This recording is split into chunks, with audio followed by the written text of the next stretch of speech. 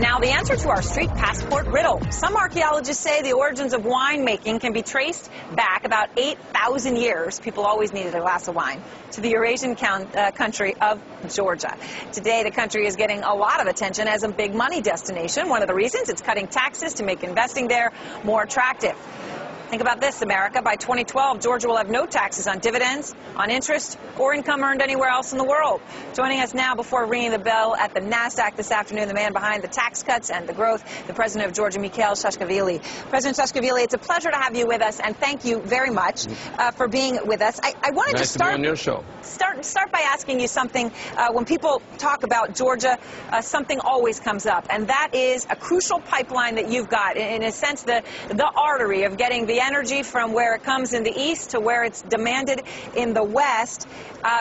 This is something Russia has not always been a fan of. And the number one question I hear from people is, please ask President Saakashvili what he can do to say that there's not going to be any disruption on this pipeline. Well, I think Georgia is not just the pipeline route, although we have several of them on our territory, but the generally hub. We are the shortest route to most of the European destination for northern China and 6 landlocked countries on Central Asia and Caspian. But we have something that those countries lack. You know, they have oil and gas in larger quantities than obviously we have, but we have something which they don't have, which is we have no red tape, the lowest taxes in the region, the corruption next to none. We are one of the least corrupt countries in Europe, and certainly the least corrupt in our region, the safest country in the region, and actually we are the easiest place to do business according to the World Bank in the whole Eastern and Central Europe, and one of the easiest in the world. So having given all that, and plus what you mentioned about not only about wine, but the whole idea of Georgia as a touristic destination, it's like a little Riviera of the former Soviet Union, Eastern Europe. It's also a nice place to be in. So actually, that's what makes Georgia a hub, in a way that Singapore is a hub in its region, or Dubai in the other region, but in a very special way. I think it's a Switzerland with elements of both Dubai and Singapore, but in very European, in a very pro-Western and pro-American way. Dubai plus Singapore equal Tbilisi.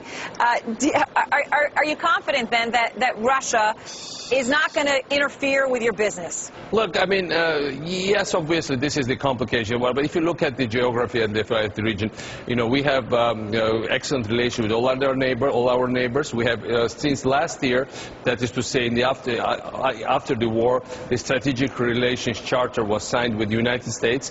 We are getting integrated into the European Union and getting closer, and we have European Union observers on ceasefire lines, so that Russia doesn't claim that it got provoked as something else. So actually, I don't think Russia in a state now that when it can, get into another conflict, they've got enough problems of their own. The other issue, which is very important, is that more and more Russian reformers, not only from Russian opposition, which obviously is pretty repressed, but also from Russian mainstream establishment, are saying that they should be copying Georgian reforms. That was quite unexpected for me, but they are saying that. And even sometimes when you hear what President Medvedev says in terms of modernizing Russian infrastructure, he very often, without mentioning Georgia, refers to our example. So in some way, with all this, love and hate relationship, at bad blood that was there, for the last several years, because Russia never really resigned to the demise of empire, there is still recognition of the fact that, Georgia is succeeding, and it's very hard to attack a successful country.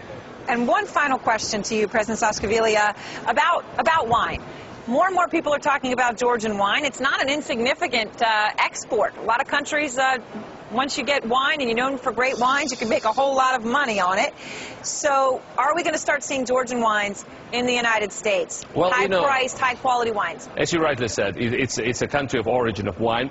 It's an old country. First of all, it's one of the oldest Christian countries, but even before that, wines were produced in ancient times when Georgia was, place which was competing with ancient Greece in terms of we had this, the word medicine comes from Georgian Queen Medea, which supposedly fled to Greece with Argonauts. So actually, that traces back to that time. So actually, I mean, she actually poisoned her children, but I think she just gave them overdose of whatever she was doing. That's how medicine emerged. But anyway, so actually, we are getting to new markets. And of course, Georgia does not. I mean, we are not as big producers as say Chile or South Africa or Australia, but also the quality has been getting better. And even today, when you talk to, when you ask Russians or Ukrainians or Poles out out of 10 brands, they would name you 5 or 6 Georgias. It's still a dominant brand in that market, but I think we are also getting to new markets with quite some success. We'll look forward to having more of it here then. Thank you so much, President Mikheil Saakashvili. Thank you for having me. Of Georgia. We appreciate it.